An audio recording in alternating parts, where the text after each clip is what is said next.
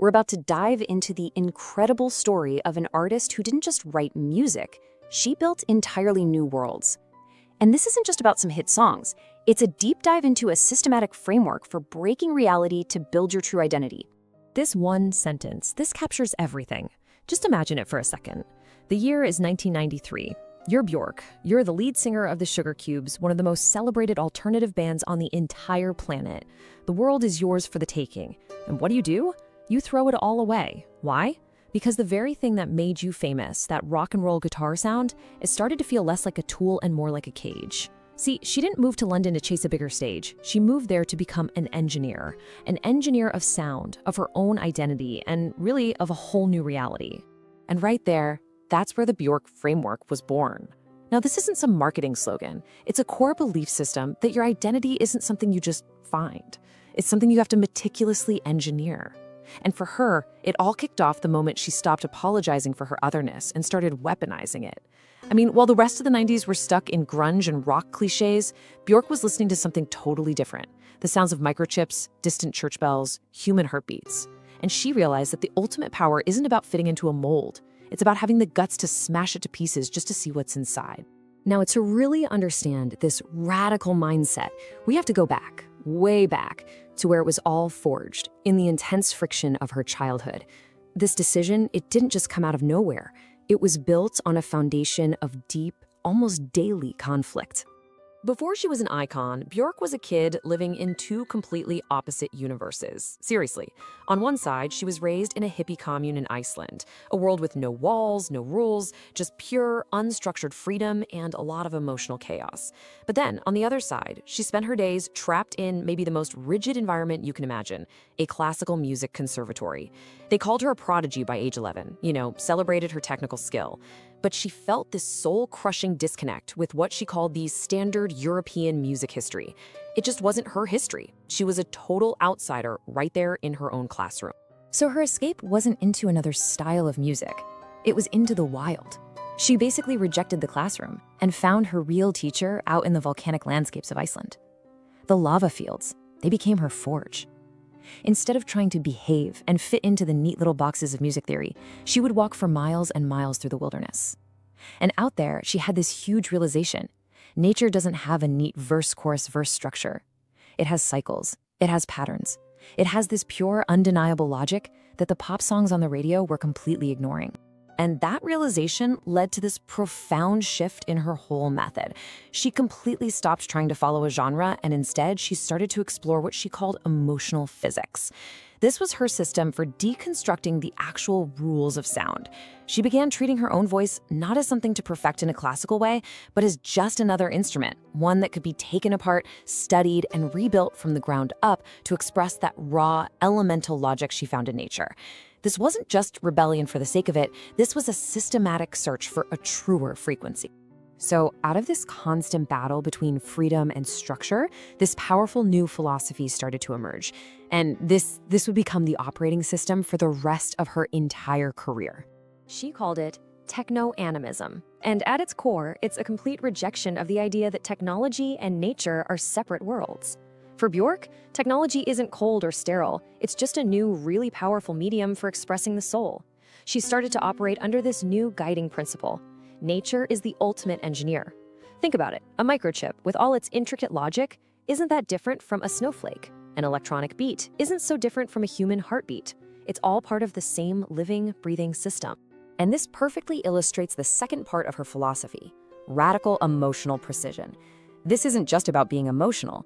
It's a disciplined strategy. It's the practice of making your art a direct physical manifestation of your environment and your inner world. She decided that if she could make a computer sound like a heartbeat or a synthesizer sound like a volcanic eruption, she could actually bridge the gap between the human and the machine.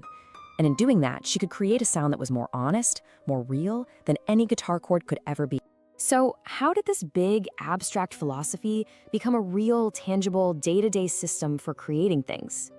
Well, for Björk, a belief system is pretty useless if it doesn't translate into action.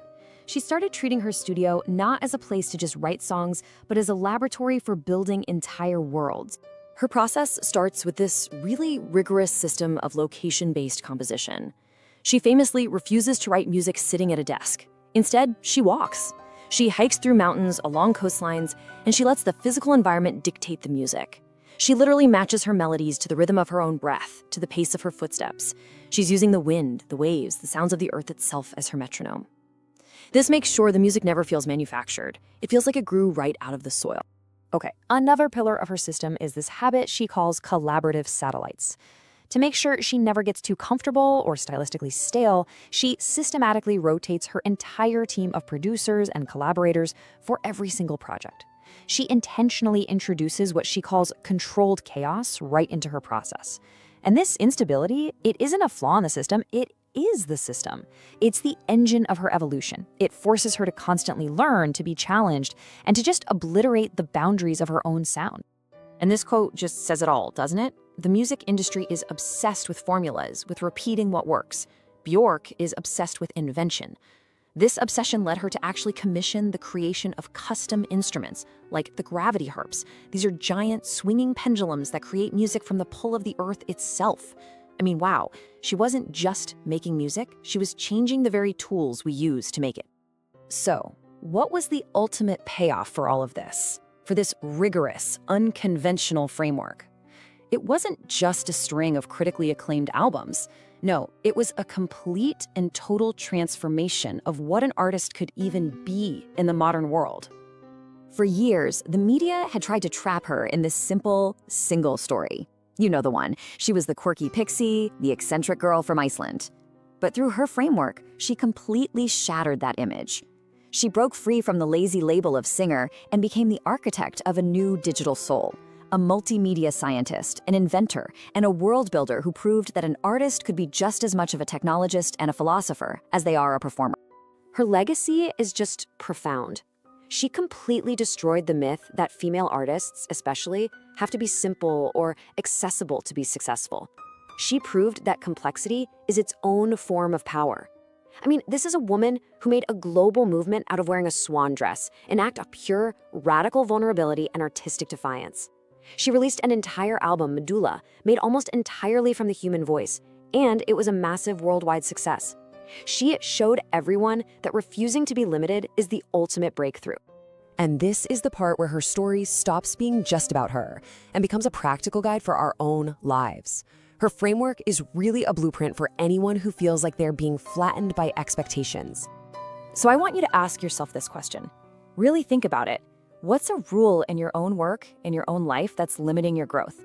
A so-called best practice you follow without thinking, a label someone has put on you. How can you break the reality of that situation to find what's actually true for you? The takeaway is this. First, you have to find your lava field. Find that place of pure logic, away from all the noise, where you can connect with your own truth.